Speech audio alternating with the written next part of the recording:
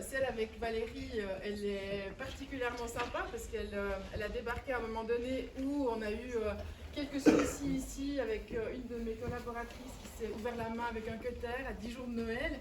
Et puis la fée a débarqué avec sa fille. Et puis ils nous ont dépanné pour des emballages cadeaux, c'était super. Et puis après, tout à coup, on a commencé à tricoter comme ça des envies que Valérie avait parce que elle est bien connue dans la blogosphère, c'est comme ça qu'on dit. Et puis l'envie de sortir un petit peu entre guillemets du virtuel pour aller à la rencontre des gens, dans le conseil avec les gens. Et puis ça s'est super bien prêté. On a la chance maintenant d'avoir régulièrement sur nos tables des commentaires faits par Valérie de livres noirs qu'elle a aimés ou pas. Waouh! Et puis du coup, on s'est dit en discutant, et si on prenait une fois le temps de réfléchir sur c'est quoi un livre noir? Il y en a beaucoup, et puis je trouve que ce qui est intéressant avec Valérie, ce qu'on a tricoté ensemble, c'est l'idée qui nous concerne nous ici dans la librairie. À chaque fois qu'on reçoit des livres et on se dit oh là là, c'est pas vraiment du thriller, mais il est quand même dans une collection qui s'appelle Noir, donc on devrait le mettre en livre noir. Et puis on a beaucoup réfléchi, et puis une des choses que vous allez découvrir pour ceux qui sont habitués de la librairie, qui est nouvelle, c'est que d'habitude on avait 3 tables de nouveautés, grand format, littérature générale.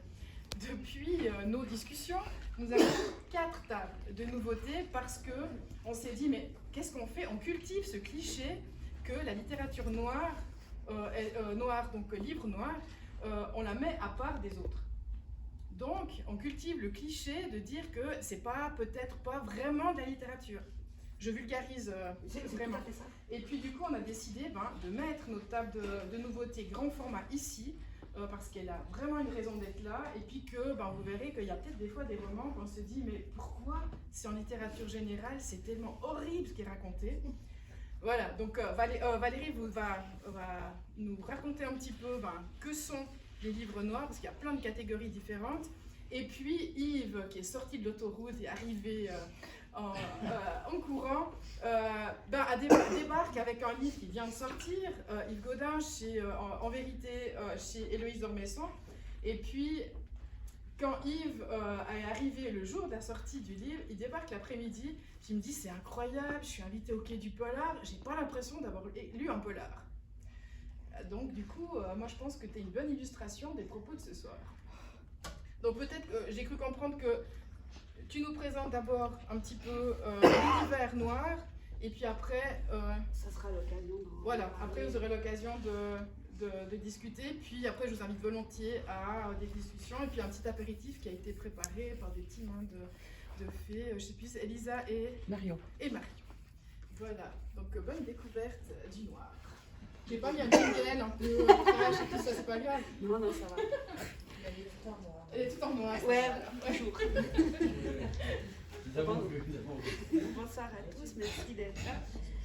C'est vrai que comme disait Yasmina, j'ai aussi constaté pendant les jours que j'étais ici, et c'est le cas de toutes les librairies, il y a aussi des gens qui n'osent pas en fait aller vers ce rayon qui est presque toujours à part, presque toujours séparé. Et je pense que c'est important de décrire ce qu'est le noir, de vous expliquer aussi les différences et de vous montrer qu'il peut y avoir des variations dans l'un comme dans l'autre. Alors bon, je suis plus à l'aise derrière mon blog qu'au public, donc c'est d'être indulgent, je suis un peu stressée. Mais ça, c'est inestimable pour moi d'être là, et je remercie Yasmina, je remercie aussi Yves du coup de se joindre à nous. Parce que oui, la blogosphère c'est une chose, les réseaux sociaux, voilà, mais le vrai, c'est ici que ça se passe.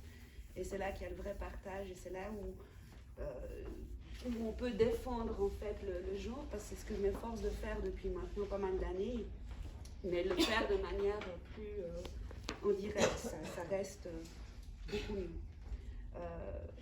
Est-ce qu'il y a des amateurs déjà de polar, de noir? Ouais, bon. Ça, c'est moi. J'ai un groupe de lecture, j'ai plusieurs de mes lecteurs qui sont là, donc de soutien des amateurs de noir. Mais après, alors, moi, je réponds à ta question. Moi, c'est thérapeutique de pouvoir découvrir ce que tu vas nous présenter, parce que moi, j'ai fait les lettres, et en lettres, à l'époque, voilà, la littérature noire n'existait pas, c'était un sous-genre. Vraiment. Mais c'est bien là le problème. Là, c'est un peu ce dont je vais parler d'ailleurs. Ouais. Alors moi j'ai fait mes lettres au Québec et sinon était une idole. Donc dans la fois une classe, Ouais, peut-être. je sais pas. Mais on reste dans la vieille idée du polar. Ouais. Justement, en fait, ce terme polar, déjà, si je vous disais que le rayon de littérature générale, là, en fait, c'est le rayon poésie, vous seriez choqués. Eh bien, c'est la même chose que de dire que là-bas, c'est le rayon polar. Parce que polar, c'est un genre de littérature noire, mais c'est de loin pas tout. Donc déjà, c'est un terme, peut-être parce qu'il est plus court, qu'on utilise un petit peu à tout va, mais il correspond qu'à une partie de ce qu'on trouve en littérature noire. Donc le vrai terme serait plutôt celui-là. On l'utilise à tort parce que le polar, c'est vraiment le roman policier. Tu parlais de Simenon, tu parlais... la littérature noire est un genre mal connu, mal jugé, il faut le dire. Et tu parlais, justement que toi, tu l'avais étudié. Faut peut-être pas oublier que l'inventeur du polar, c'est Edgar Allan Poe. C'était début de 1800. Et à cette époque-là, et encore après, on a considéré ça comme du classique. On l'a étudié, même les nouvelles, enfin, toutes ces... C'est après que ce genre est un peu parti, a mal vécu, enfin, a mal été considéré. Moi, ce soir, je vais tenter de vous démontrer cette vastitude, de vous parler surtout de la plus grosse problématique qui est la classification, justement, qui se fait en librairie, dans toutes les librairies, où Yasmina a déjà fait un grand pas en faisant ça, mais dans toutes les librairies, vous verrez toujours ce rayon séparé. Cette classification, elle tient... Personne ne le sait vraiment, parce qu'au final, c'est surtout l'éditeur qui va, en fonction déjà de la ligne éditoriale, s'il en a une ou pas. Alors s'il a une ligne éditoriale noire, il va le mettre dedans, sinon... On constate aussi souvent que c'est un peu le truc fourre-tout, on ne sait pas trop où ça va, alors on le met dans le noir, parce que voilà, c'est jamais très très clair. Yasmina, vous le disiez tout à l'heure, Yves Gaudin est un bon exemple, parce que lui-même, comme elle vous l'a dit, il m'a dit je suis habitée à Quai du Polar, j'ai pas l'impression d'avoir écrit un polar.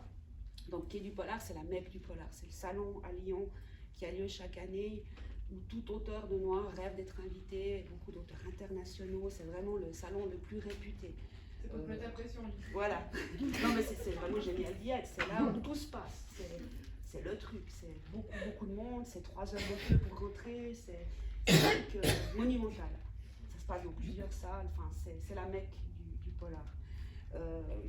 Et là, il a l'impression de ne pas avoir écrit un polar parce que j'ai lu son livre, que j'ai beaucoup aimé d'ailleurs. C'est un roman noir, clairement.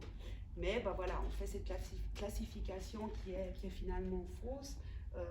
Mais par contre, il a une chance, c'est qu'en étant édité par Héloïse d'Ormesson, il verra son livre au rayon polar, mais aussi certainement au rayon littérature générale, parce que le libraire lui-même ne sera peut-être pas tout à fait. Enfin voilà, ce qui est une énorme chose, parce qu'au final, il va être plus vu, plus lu, voilà, c'est tout mieux. Et pour lui mettre encore plus la pression, il va se retrouver aussi dans la présélection du prix du polar roman. Bah oui, forcément, je suis membre du jury, donc du coup, elle est ajoutée.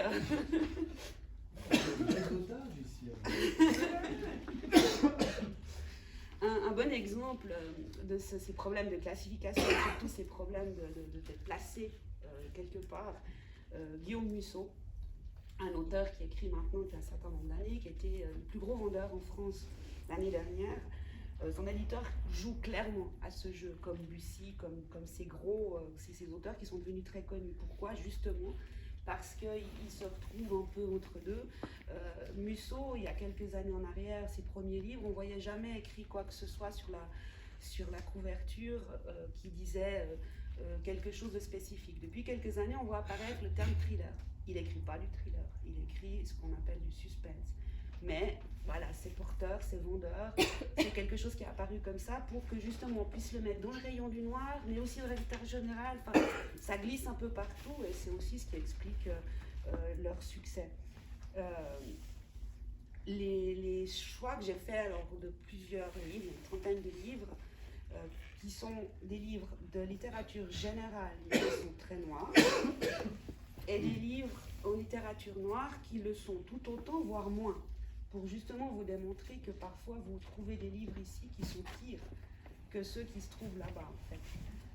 C'est tous des auteurs, j'ai pris expressément des auteurs un peu moins connus, pas tous, mais pour certains, pour aussi, pour faire découvrir des choses.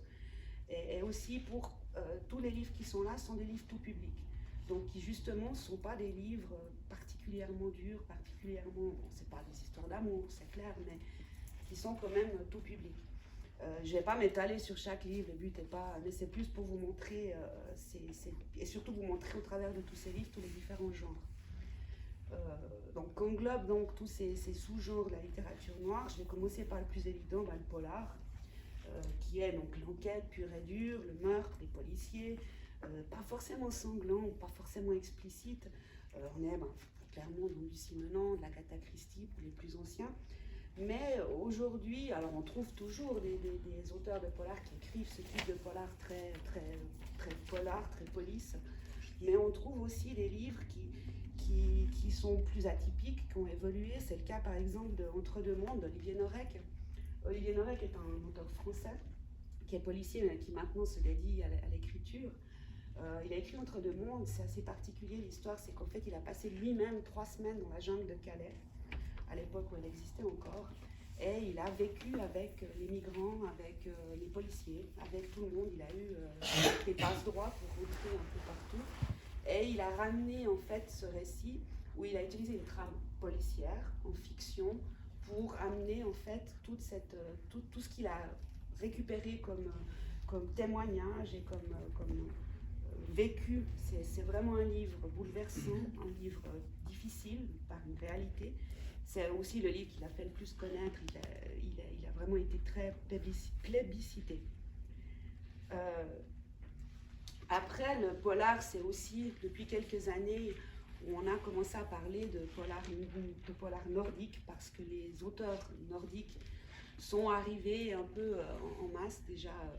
Je pense que c'est un peu, pour dire, Stieg Larsson avec Millennium qui a ouvert cette porte à tous ces auteurs du Nord, qui ont à eux-mêmes un style assez particulier. C'est pour ça qu'on les sépare des autres, avec des histoires très atmosphériques, moins rythmées souvent, qui ont vraiment une particularité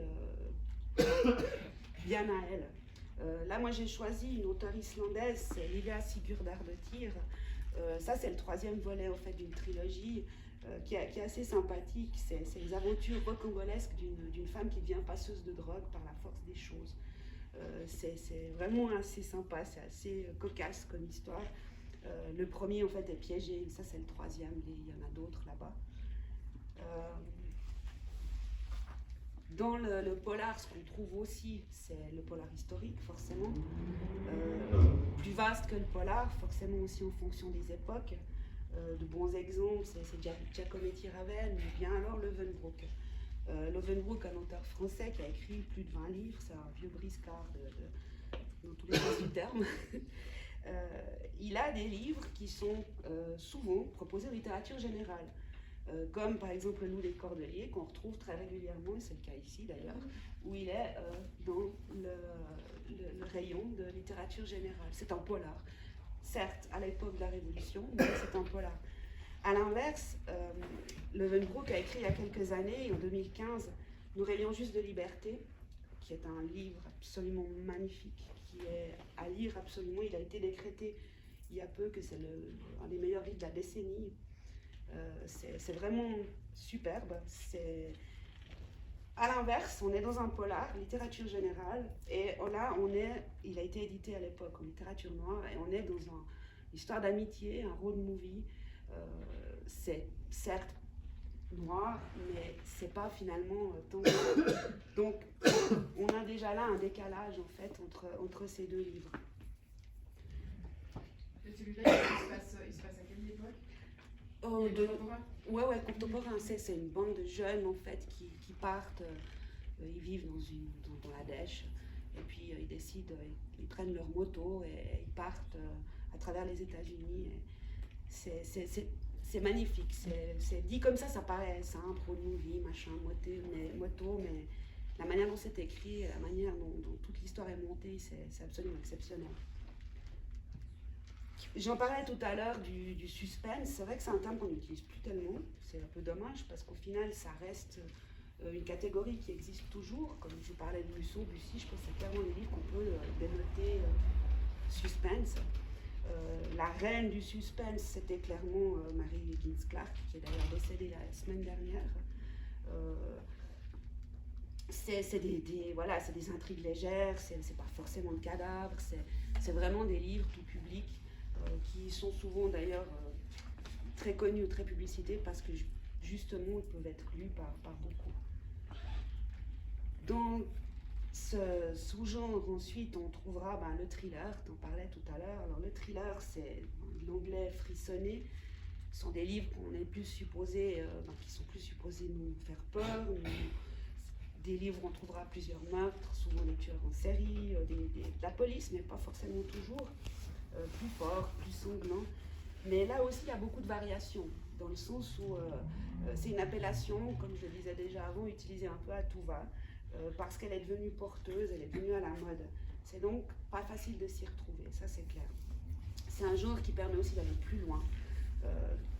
Donc c'est vrai que voilà, on utilise un peu ça dans tous les sens. Mais c'est aussi un genre où on trouve des thrillers qui sont riches, fouillés, ultra documentés, et où le fond finalement prend le dessus sur l'intrigue. Ça sera le cas de... Par exemple, De bonnes raisons de mourir de Morgan Odick, qui est un livre qui est sorti l'année dernière. C'est en fait alors oui, il y a un meurtre qui passe, il y a deux meurtres, un dans le passé, un dans le présent, qui passe très vite au second plan parce qu'en fait, il est parti sur toute la problématique de Tchernobyl. Et au travers de ces meurtres, on revient sur l'époque de Tchernobyl, à l'époque où il y a eu la catastrophe, mais surtout on revient aussi à ce qui se passe aujourd'hui dans cette zone, dans cette région. Et finalement, il a utilisé cette intrigue de meurtre comme trame de fond, mais qu'on oublie presque au bout d'un moment parce elle passe au second plan tant la richesse de ce livre est grande. C'est marrant parce que la série Tchernobyl est sortie, la série de TV est sortie à peu près en même temps que le livre, alors que ce n'était pas du tout prévu, et au final les deux sont extrêmement complémentaires et nous font revivre tout ça de manière assez brutale. On a aussi un livre comme Le M, le bord de l'abîme de Bernard Minier. Et là, Minier, habituellement, fait du thriller. Il a un inspecteur de police qui revient chaque fois dans ses livres, Servat. Mais là, il a décidé de quitter pour un one-shot, donc pour un seul livre qui est sans suite. Où là, il est ambitieux, il le dit lui-même, mais il a aussi utilisé un meurtre en base qui passe très vite en second plan parce qu'il nous embarque dans l'intelligence artificielle et toutes ses dérives. C'est assez flippant, c'est un peu le livre qui vous fait jeter ensuite tous vos appareils électroniques et tout robot et autres trucs qui fait des choses à votre place. Il s'est beaucoup documenté, c'est un livre extrêmement riche. Il est aussi dans un Hong Kong très loin des cartes postales. Il est lui-même allé là-bas pour justement relater des quartiers un peu plus underground de ce qu'on pourrait imaginer. C'est vraiment très intéressant comme livre. Le prochain, il va revenir avec Servat. Il se fait de temps en temps comme ça des one-shots. Dans le thriller, on a bien entendu la notion de thriller fantastique. Là, on est quelque chose qui est un petit peu différent, qui plaira moins forcément à tout le monde. J'en parle parce que ça reste un genre. Le maître reste incontestablement Stephen King. Enfin, c'est celui qu'on va prononcer en premier quand on parle de ça. Mais si j'en parle, c'est aussi parce que justement, c'est là où ça devient à double tranchant, c'est que Stephen King n'a pas écrit que des thrillers fantastiques. C'est là que ça devient difficile de savoir après qui, quoi, comment. C'est vrai qu'il en a certains qui sont extrêmement fantastiques, d'autres pas du tout, comme Misery par exemple, où il y a une histoire qui n'a rien de fantastique. Dans le thriller, on a ensuite un sous-genre qui est vraiment un des plus gros, c'est le thriller psychologique. Et c'est là où je pense qu'on rejoint beaucoup ce qui peut arriver en littérature générale.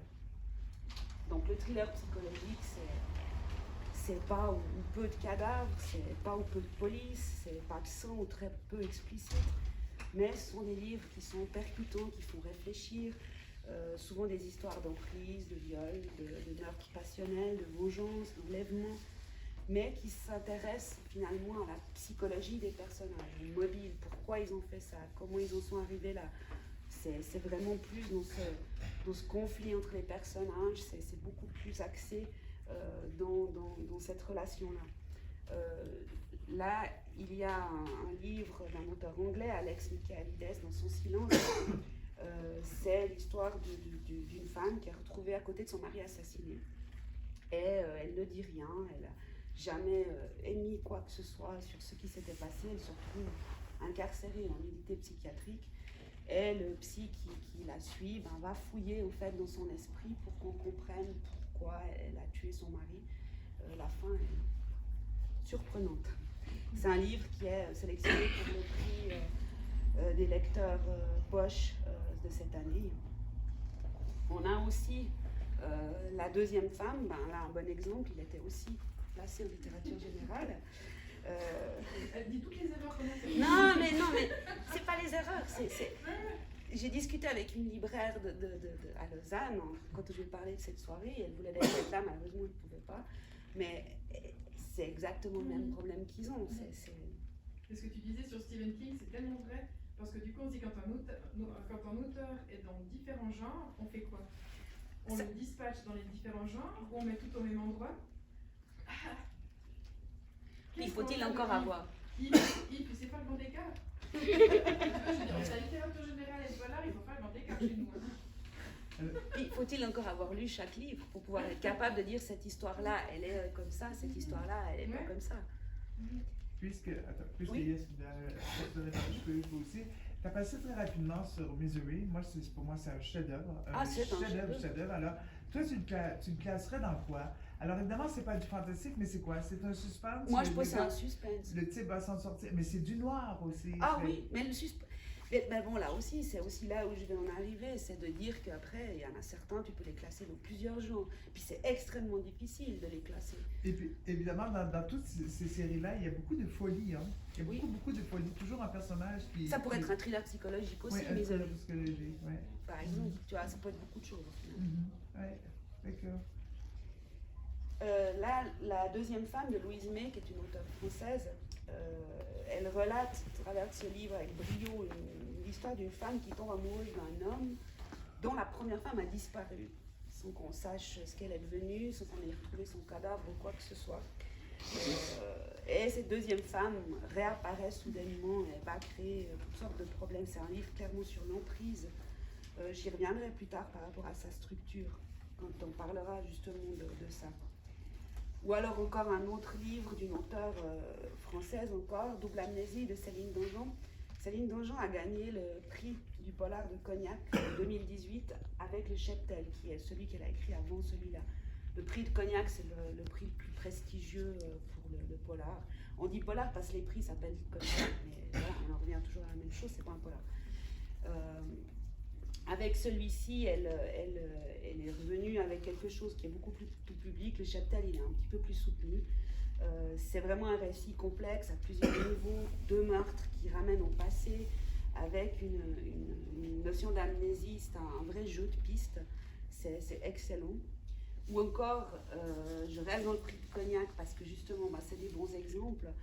Les refuges de Jérôme Loubry.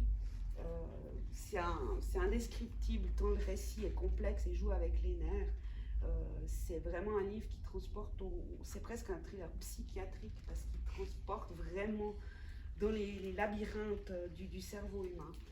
Lui donc est lauréat du prix de Cognac l'année dernière. On a encore, et là c'est aussi intéressant, c'est Camilla Läckberg, qui est une auteure très connue suédoise, qui elle jusqu'à présent écrivait clairement du polar et qui a laissé tomber son Erika Fawkes, son héroïne, pour partir dans une autre série beaucoup plus engagée, plus féministe. Et avec La Cage dorée, elle relate en fait l'histoire d'une femme qui son mari la quitte, il la laisse sur la paille et elle va devoir survivre, elle va devoir se dépêtrer de tout ça. Et tout ça va se transformer en une belle vengeance. C'est assez bien fait, c'est pas mal. Donc tous ces livres, comme je le disais, sont publiés, sont clairement des livres qu'on retrouvera en littérature noire. Mais à l'inverse, on va retrouver des livres comme Disparaître de Mathieu Ménégo. Mathieu Ménégo, tous les livres qu'il écrit sont toujours des livres noirs. Mais ce sont des livres qu'on retrouve toujours en littérature générale. Déjà parce que il est chez Grasset. Grasset n'a pas de ligne éditoriale noire, donc au final, voilà. Mais la différence, il se retrouvera dans ce rayon là-bas. Alors que ce livre parle du suicide, parle des raisons qui y conduisent, il est tout aussi psychologique que tous les autres.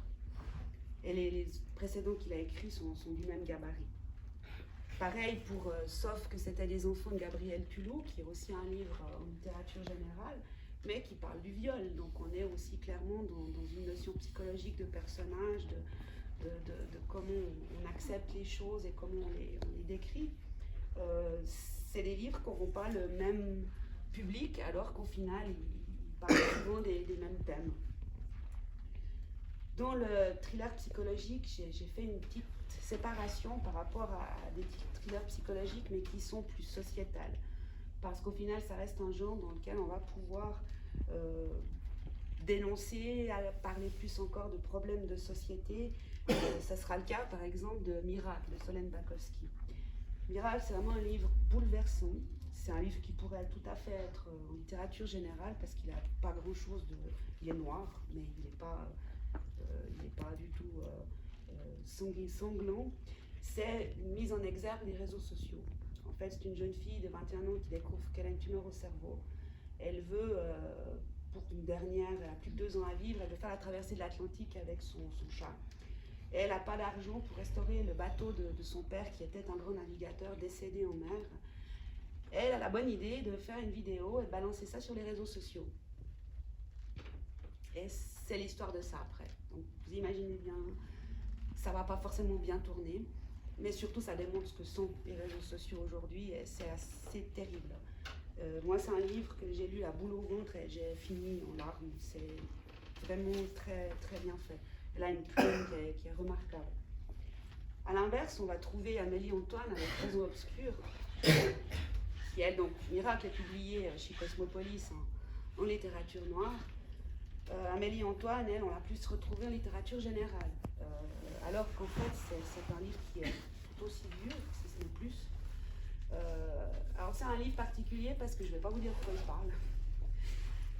Dans le sens où l'auteur a réussi le tour de main de faire de la structure la morale de l'histoire.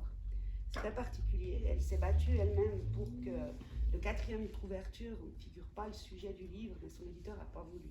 Donc c'est dommage, mais il ne faudrait pas lire le 4e de couverture pour réellement se faire surprendre et se dire, mon Dieu, je suis comme eux, j'ai rien vu. Et ça, c'est vraiment le but de ce livre qui est vraiment très très dur. Dans cette catégorie, on va forcément trouver des auteurs qui vont plus loin, parce que c'est un genre qui permet d'explorer beaucoup de choses jusqu'au bout sans choquer. On va partir dans les vices, on peut partir dans les pires dérives humaines, parce que, voilà, je pense qu'il y a matière, largement. Un bon exemple, c'est Patrick Sénécal. Il fallait que je le place, c'est mon auteur préféré, donc je peux être difficile, il fallait que je trouve le moyen de le placer. C'est un auteur québécois qui écrit toujours des livres qui vont aller titiller le truc le plus sombre que vous avez en vous. C'est le cas du Vide, où il part en fait sur le sens de la vie, ce qu'on a fait de sa vie avant la fin. Et c'est un livre qui vous poursuit longtemps. Moi, il me poursuit encore. Ou alors des livres plus... Alors, à ce moment, ça c'est un livre tout public. Par contre, il a écrit des livres qui sont... Alors là aussi, on rentre dans le fait, ce qu'on disait avant, d'auteurs qui écrivent des livres, des fois plus, des fois moins. Elle.com, celui-là, il est beaucoup plus dur, parce qu'il parle de tout ce que l'argent peut acheter. Mais vraiment tout. Donc ça veut dire jusqu'au bout du bout. On pénètre le darknet, on pénètre jusqu'où les gens peuvent aller pour satisfaire toutes sortes d'envies ou de besoins. Là aussi, on est dans des phénomènes de société, on est dans des choses qui peuvent être franchement terrifiantes. On a encore Marie Neuser, qui est une auteure française. avec Délicieuse, qui est un vrai chef-d'œuvre. C'est vraiment une histoire, c'est presque un monologue de 400 pages. Dit comme ça, c'est pas très vendeur. Pourtant, elle a une plume exceptionnelle. Elle raconte en fait l'histoire d'une femme qui son mari la quitte pour une autre femme. Et on va partir dans toute la psychologie, dans la tête de cette femme, qui va forcément partir en vrille en fait par rapport à commencer à suivre son mari, cette autre femme, savoir qui elle est, comment, pourquoi, jusqu'à partir sur une vengeance, jusqu'à partir de quelque chose de complètement fou. Et c'est vraiment raconté avec beaucoup de subtilité. Dans le thriller, il y a aussi encore un autre sous-genre, c'est le thriller d'anticipation. Là, on est dans des livres qui parlent de demain, qui parlent, mais pas de science-fiction, qui parlent de demain, celui qui est juste là, à notre portée, celui qu'on touche du doigt, qui va s'interroger sur notre évolution. Et là, on va retrouver des livres comme ceux de John Marks, qui est un auteur anglais, où il y a le dernier qu'il a sorti, c'est Les Passagers. Il nous emporte dans une balade, franchement pas très sympathique, dans cette voiture autonome. C'est cette voiture autonome de gens, monsieur, madame, tout le monde, se font pirater par un geek qui prend possession des commandes et va les faire se percuter toutes au même endroit. Et alors, il va se passer beaucoup de choses, ces 7 personnages vont vivre dans ces voitures, mais au travers de ça, c'est un livre qui va interroger sur ces voitures autonomes, toute cette problématique, qui est responsable en cas d'accident, comment on fait, enfin, tous ces problèmes qui peuvent découler de ça. C'est vraiment bien fait. Ou alors son précédent qui est franchement vraiment génial, c'est âme sœur, où là il est parti avec le parcours de 5 personnes qui sont prêtées à un test ADN. En fait, il y a une entreprise qui a réussi à découvrir un test ADN qui vous permet de trouver votre âme sœur. Et on suit ces cinq personnes avec toute cette interrogation. Est-ce qu'il faut faire le test? Alors il y a même c'est un couple qui sont en couple depuis longtemps, mais du coup, est-ce qu'ils doivent faire le test? Est-ce qu'ils sont vraiment âme sœur ou pas? Est-ce que celui avec qui on est l'est ou pas? Et il part dans toute cette notion-là, c'est très perturbant. Il a aussi une particularité, c'est qu'il y a toujours beaucoup d'humour, peut-être c'est le côté british qui ressort, où il y a toujours des personnages dans Les Passagers. Un des passagers, c'est une vieille star qui a plus trop de succès. Puis alors elle est convaincue d'être dans une émission de télé-réalité, donc elle n'est pas du tout consciente du danger, donc ça crée un petit côté assez humoristique. Ou par exemple là, un des personnages, c'est un tueur en série, mais pas dans la notion du tueur en série, mais plutôt comme côté un peu, là aussi humoristique, d'un personnage atypique qui se retrouve à chercher son âme sœur. Un autre livre dans cette catégorie-là qui est un auteur français, alors Frédéric Marx, mais il n'a rien à voir avec le premier, c'est écrit pas la même chose d'ailleurs, où lui, ça c'est un livre qui pourrait faire entre les deux du thriller archi fouillé, archi documenté, où là en fait il est parti sur une notion d'un tueur nouvelle génération qui a piégé des pacemakers. Et ces gens qui portent ces pacemakers se retrouvent à devoir marcher, et quand ils s'arrêtent, le pacemaker explose. Mais en fait, il part dans toute une intrigue qui tourne dans une problématique politique, et vraiment dénonciateur. Il en revient aux États-Unis, il en revient au 11 septembre, enfin, il en revient à beaucoup de choses. C'est vraiment intelligent et c'est redoutable. On retrouverait bien sûr aussi Le bord de l'abîme, qui clairement pourrait se retrouver dans les deux catégories, puisqu'on est aussi dans ce côté d'anticipation.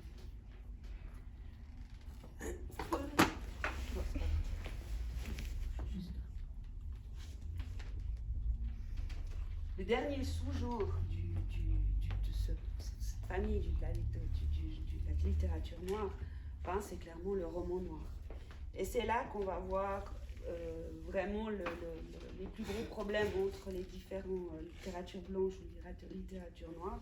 C'est là aussi on trouve le groupe de livres le plus vaste et le plus varié. C'est des livres qui ont souvent la particularité d'avoir aucun meurtre, aucun cadavre, pas une goutte d'hémoglobine, des récits de vie, des parcours dramatiques. C'est le vecteur par excellence pour dénoncer, pour parler de notre monde, de toutes sortes de misères. Mais c'est aussi là que le rôle de l'éditeur est le plus marqué. Et là, on peut en revenir à vous, où clairement la différence d'être édité chez Loïs d'Hermesson ou d'être édité dans une autre maison d'édition va faire la différence, encore une fois, de par le positionnement du livre qui va se retrouver à un endroit plutôt qu'à un autre par rapport aux gens qui ne peuvent pas justement pénétrer le rayon de littérature noire. J'ai pris comme exemple Ellory, qui est un auteur anglais, avec son fameux Seul le silence, qui est un petit bijou, une histoire absolument magnifique. Ellory, lui, par contre, est toujours publié en noir. Il est chez Sonatine, dans la ligne noire, et il apparaît toujours comme ça. On a aussi un autre exemple, c'est notre Incardona National, auteur suisse, qui, lui aussi, se retrouve facilement un peu dans les deux camps. On le retrouve avec son dernier livre, La soustraction du possible, qu'on voit très souvent. Au début, il était aussi en littérature générale. Au début, que tu arrives. Oui, exactement. Mais c'est intéressant parce que notre travail de libraire, c'est un travail qui est très visuel aussi. Ouais. Et puis typiquement, sans connaître l'auteur, sans connaître, si on ne connaît pas l'auteur, on ne connaît pas le titre, on ne connaît rien du tout. Un livre comme ça, on dit mais jamais ces livres polaires. Regardez les couleurs qu'il y a dans les livres polaires. C'est comme ton livre Yves. Il a des couleurs qui vont complètement sortir visuellement d'une table de polar. C'est ça. Mais je pense que c'est même volontaire, sinon comment. Enfin, j'imagine que si j'étais l'éditeur, c'est dans ce sens-là. Là, bon, moi j'adore Incardona, j'aime beaucoup sa plume, j'aime beaucoup son côté caustique, sarcastique. Là, il est parti dans une histoire d'amour dramatique, sur fond de blanchiment d'argent, de coffres, de banque, avant la levée du secret bancaire, ça se passe dans les années 80, mais c'est clairement noir. L'exemple aussi avec son précédent qui était Chaleur, qui lui a gagné le prix du polar roman en 2017, alors qu'on le retrouve très souvent en littérature générale. Chaleur raconte l'absurdité d'une compétition de sauna. Oui, c'est absurde, mais c'est véridique. Il s'est basé sur un fait réel, où il est parti de ça pour écrire ce livre. Et au fait, ces deux héros, c'est une star du porno déchu et un ancien sous-marinier russe. Donc imaginez déjà le tableau, c'est assez particulier. Et en fait, ces deux personnes se défient dans une compétition de sauna. Moi, j'aime beaucoup, c'est un vrai bijou. Alors, lui, je trouve que, tu vois, il a gagné le prix du polar, et puis là, on parle des genres. Moi, j'ai toujours considéré Incardona, en tout cas Chaleur, que c'était un roman noir. Mais c'est un roman noir. C'est un roman noir, mais c'est pas la définition du polar, mais c'est un noir avec une plume extraordinaire. C'est ça, mais c'est bien là où est le problème, c'est un roman noir. Ouais. Mais quand tu dis prix du polar, le problème c'est qu'il faudrait dire alors le prix du roman noir, du polar, du thriller, puis c'est bien là le souci. Oui, mais c'est pour ça qu'on reste cantonné à ce côté c'est polar. ça, mais pour moi, celui-là, c'est un typique roman noir. Oui, ouais. Tout à fait. Ouais. On a un autre exemple, un contre-exemple, c'est Luca Di Fulvio, un auteur italien, qui, lui, est systématiquement publié en littérature générale. Il est plusieurs fois présent à Quai du Polar, alors qu'il n'a pas l'impression non plus d'écrire forcément. Alors que ses livres sont systématiquement très noirs, certains plus que d'autres. Celui-là, par exemple, le dernier, Les prisonniers de la liberté, il est particulièrement noir. Il raconte c'est un récit sur l'immigration massive qu'il y avait eu en Argentine à l'époque, avec 3 protagonistes. Il y a des scènes qui sont franchement dures, des scènes de viol, il y a des scènes qui sont soutenues. Donc la différence entre cela et cela, encore une fois, la seule, c'est qu'il sera dans un autre rayon. Mais je pense que l'exemple le plus frappant que j'ai trouvé pour vous exprimer cette problématique, c'est Victor de l'Arbol. Victor de l'Arbol, c'est un auteur espagnol qui était policier mais qui se consacre maintenant à l'écriture. Victor de l'Arbol, en 2016, a gagné le prix Nadal en Espagne avec La veille de presque tout. Le prix Nadal en Espagne, c'est l'équivalent du Goncourt. Alors que cet auteur est systématiquement édité en français chez nous, chez Actes Sud, Actes Noirs, donc en noir. Beaucoup de gens se jettent sur le gagnant du concours ou sur les autres prix prestigieux d'étrangers ici. Enfin, je suis presque sûre que ces personnes qui se jettent sur ces prix n'ont lu une fois dans leur vie du Victor de l'Arbol. Pourquoi ? Parce qu'encore une fois, ces livres-là seront toujours dans ce rayon là-bas. Et que même personne ne sait qu'il a gagné un prix prestigieux qui récompense une plume, qui récompense des livres qu'on considère. À l'inverse, on va retrouver, et puis oui, c'est vrai, j'ai eu une discussion avec lui la dernière fois que je l'ai vu, où il m'expliquait, ça c'est intéressant, c'est qu'en Espagne, il n'y a pas de clivage, il n'y a pas de catégorie. Donc vous allez dans les librairies, tous les livres sont au même endroit. Ce qui explique aussi peut-être pourquoi ils se retrouvent justement à avoir ce prix-là, parce qu'il n'y a pas cette ségrégation qu'on retrouve ici en France et qu'on retrouve dans beaucoup d'endroits. À l'inverse, on va retrouver la vraie vie d'Adeline Dieudonné, qui elle avait gagné le prix Renaudot des lycéens en 2018, qui est édité en littérature générale, qui est un très beau livre que j'ai beaucoup aimé, mais qui est franchement dur. Il y a quelques scènes qui sont pas cool, et il aurait clairement, on pourrait le dire, sa place en noir. Mais là encore, il est entre deux. Les prix tiennent forcément une place importante. L'auteur primé se verra propulsé. Je crois qu'on a clairement le cas de Dicker en Suisse, qui s'est vu récompensé du prix du roman de l'Académie française, du prix Goncourt des lycéens, qui l'a fait soudainement apparaître, là aussi, plutôt en littérature générale. Il a un petit peu passé dans les deux camps, qui clairement fait son succès. En tout cas, qu'il l'a bien aidé de passer dans d'autres rayons.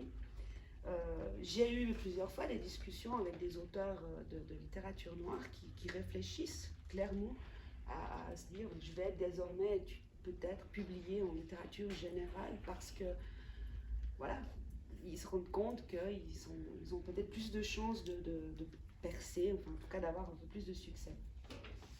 La différenciation elle est difficile même pour un spécialiste. Cette sélection, c'est qu'une partie de l'iceberg, je pourrais en citer des centaines. Beaucoup, comme on l'a dit tout à l'heure, pourrait appartenir à plusieurs genres. Ça reste compliqué. Je précise aussi quand même qu'il y a des polars, des thrillers et des romans noirs destinés aux enfants, aux jeunes adultes. Ils en sont assez friands. Nos auteurs suisses s'y sont mis. Il y a une nouvelle collection Frisson Suisse qui a démarré chez Ozu. Nicolas Feuys et Marc Woltenhauer qui se sont lancés dans ces séries pour enfants. C'est bien, ça fera peut-être la relève. Donc voilà, c'est plus ou moins les genres. Maintenant, je pense que ce qu'il faut parler, parce que ça reste, je pense, ce qui est le plus contesté, c'est la plume. Parce que oui, on l'a dit déjà préalablement, c'est souvent considéré comme de la paralittérature. On se verra poser la question, est-ce que c'est bien écrit ? Chose qu'on ne posera pas forcément quand on est dans un rayon de littérature générale. Alors voilà, c'est là où j'en viens, parce qu'il y a des tas d'auteurs qui vendent, enfin je prenais l'exemple de Virginie Grimaldi, j'ai rien contre elle, c'est très bien ce qu'elle fait, mais c'est pas une plume sensationnelle, et puis elle bat tous les records de vente. Donc voilà, je pense qu'il y a des différences, il y en a partout, là-bas, ici, enfin dans tous les rayons. Et c'est dommage que cette littérature noire traîne derrière elle, en fait, ce poids de paralittérature qu'on ressent de manière très forte.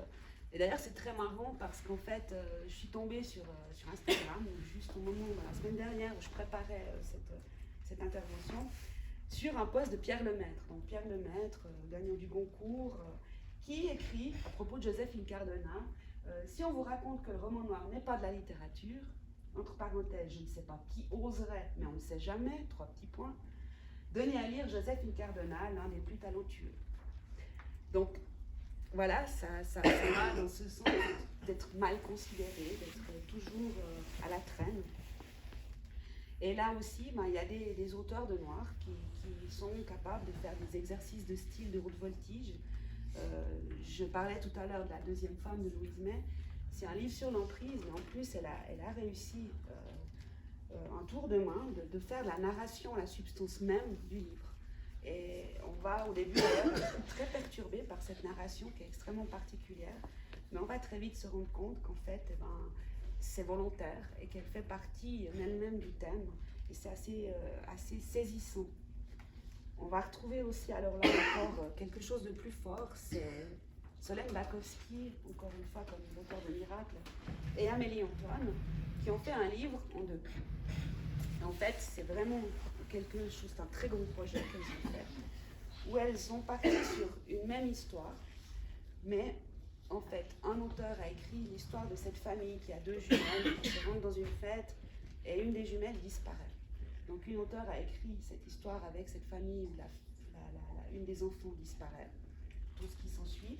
Et l'autre auteur a écrit les mêmes histoires, avec les mêmes protagonistes, les mêmes gens, mais dans cette famille-là, la fille ne disparaît pas. Et qu'est-ce qu'ils vont vivre, qu'est-ce qui va se passer? Et elles ont démontré, en fait, au travers de ces deux récits, c'est un truc où on se dit souvent, ouais, si j'avais fait ça autrement, si j'avais pas fait ceci, si j'avais pas fait cela, ça aurait peut-être changé ma vie. Et c'est surprenant le résultat parce que voilà, elle démontre un certain nombre de choses au travers de ça. C'est un livre qui est brillant, enfin 2 livres, mais qui montre que justement il y a des auteurs de noir qui sont capables de faire des choses toutes particulières. Et puis il y a les plumes, les plumes inoubliables, oui, parce qu'il y en a beaucoup. Ces plumes, ou comme en littérature générale, on va relire certains passages tellement ils sont beaux, tellement ils sont bien écrits. C'est par exemple le cas de Armelle Carbonel, une autre auteure française, qui est surnommée la nécromancière. Alors c'est très noir, mais c'est un livre qui nous emporte dans les grisons. Donc elle est française, mais elle a été subjuguée par cet hôtel du Val Sinestra. Et elle a positionné en fait son récit dans cet hôtel en 1942, où des femmes viennent s'y cacher pour fuir les horreurs de la guerre sans penser qu'elles vont y trouver pire. C'est vraiment une plume, une très très très belle plume, c'est un très beau livre. Ou alors encore avec Marie-Christine Horn, auteure suisse, qui était finaliste du prix du Polar roman l'année dernière avec Le Cri du Lièvre, qui est un livre très engagé, aussi pour la femme martyrisée. On est vraiment dans l'actualité avec le MeToo, et qui est une plume aussi assez exceptionnelle. Et puis le dernier, c'est un livre qui est sorti la semaine dernière, de Morgane Montoriol, premier roman, Tache rousse, qui est, moi, m'a vraiment bouleversée, m'a percutée. La plume est vraiment exceptionnelle. C'est un livre un peu plus soutenu par contre. Il y a des meurtres qui sont quand même un peu plus forts. Mais on est dans le récit d'une jeune fille dont la sœur a disparu quand elle avait 14 ans. Et elle n'a jamais eu de nouvelles, elle n'a jamais su ce qu'il en était. Et elle retrace le récit de cette fille. Donc, je vous ai parlé de beaucoup d'auteurs français, c'est que personnellement, justement, je pense que la plume, c'est quelque chose qu'on peut découvrir en lisant des auteurs francophones. La traduction reste quelque chose finalement de toujours très aléatoire, parce qu'il va dépendre quand même du traducteur. Je pense qu'il va toujours y mettre un peu son grain de sel, donc on aura toujours une plume, on pourra apprécier une plume dans sa propre langue. Aussi parce que c'est vrai que je connais la plupart de ces auteurs, c'est des auteurs que j'ai envie de défendre, que j'ai envie d'aider, de partager, parce que c'est aussi, je pense, mon rôle de blogueuse, de parler des livres qui sont écrits dans notre propre langue, plutôt que de parler aussi. C'est vrai que je pense que les auteurs américains, les auteurs anglais, beaucoup d'auteurs ont déjà suffisamment de notoriété par rapport à d'autres auteurs qui l'ont moins. Donc c'était un peu, j'espère vous avoir donné l'envie de découvrir, de passer cette barrière, d'éliminer surtout les a priori. J'ai pris un dernier livre parce que c'est des nouvelles. Personnellement, je ne suis pas une très grande fan des nouvelles, mais peut-être pour ceux qui n'ont jamais goûté au noir, ça peut être intéressant parce que ça permet au moins de... là, il y a 13 plumes d'auteurs français qui sont de très bons auteurs, enfin une auteure belge, pardon, et sur le thème d'écouter le noir. Alors, l'audition, vous imaginez bien que ça peut avoir plusieurs termes, surtout plusieurs significations, surtout dans le noir. Donc, ils ont tous parti un peu de leurs propres idées. Donc, j'espère pour faire passer ces a priori. Je laisse, comme l'a dit Yasmina, des billets sur les livres. Puisque vous êtes ici, puisque je suis ici, n'hésitez pas aussi à me dire ce que je pourrais moi faire pour vous aider à vous y retrouver mieux. Je le marque déjà sur les billets tout public, moyennement tout public ou bien public averti, mais si vous auriez envie de quelque chose de plus pour vous y retrouver, parce que j'avoue, c'est vrai que c'est pas forcément facile de s'y retrouver. Moi, je trouve intéressant parce que moi, je me souviens, il y a 6 ans et demi, quand j'ouvrais la librairie, une des questions qu'on me posait régulièrement et qu'on pose beaucoup moins maintenant, c'est quand les gens arrivaient dans le rayon noir en disant ah mais je cherche un auteur américain ou je cherche un auteur scandinave, mais rarement on demandait des auteurs français. Ouais. Et pourtant il y en a. Et j'ai l'impression que j'entends beaucoup moins ça maintenant auprès des clients. Ouais, c'est bien. Il y a de très bons auteurs suisses aussi. C'est vrai que le noir en Suisse a aussi beaucoup évolué. On a quelques auteurs qui nous donnent des choses assez exceptionnelles. Et puis dans les auteurs français, franchement, il y a largement de quoi faire. Moi, j'arrive même pas à tous les lire ou à tous. Donc voilà. Ça, après, je pense que c'est notre travail à nous, en librairie, de mettre en avant ce genre de choses. Parce qu'on a la chance de pouvoir choisir ce qu'on met sur nos tables. Oui. Puis en tout cas, moi je te remercie parce que moi j'ai découvert des auteurs français que j'avais encore jamais dans mes étagères ici. Ça ne m'étonne pas. Et un auteur suisse qui va nous faire le plaisir de nous dire toute la vérité, rien que la vérité. Il a juste une question. Ah, pardon. J'aurais juste une question. Je vous ai bien entendu dans ce travail de classification. Alors j'aimerais savoir, par exemple, Alain Damasio, dans quelle catégorie vous le mettez? Où vous mettez Yves Gaudin? Et puis la dernière question qui est provocante, est-ce que vous mettez Dicker dans la littérature? Oh là. Pardon. Alors, Damasio, oh là là. On est quand même souvent dans le noir, ouais, c'est ambigu. C'est difficile. C'est les fugitifs? Ouais. Ouais, alors chez nous. Toi, tu l'as, les fugitifs? Alors, chez nous, il est pas en noir. Il est là-bas. Il est en science-fiction. C'est clairement de ces livres qui sont vraiment entre deux. Et Gaudin? Clairement dans le roman noir. Le Clermont, je veux dire, déjà, bon, bah, son héros c'est policier, d'abord à la retraite, mais c'est très noir. C'est très noir. Donc, Et oui. Dicker dans la littérature? Alors, c'est ce que je disais, il y a t'arrêtes de filmer.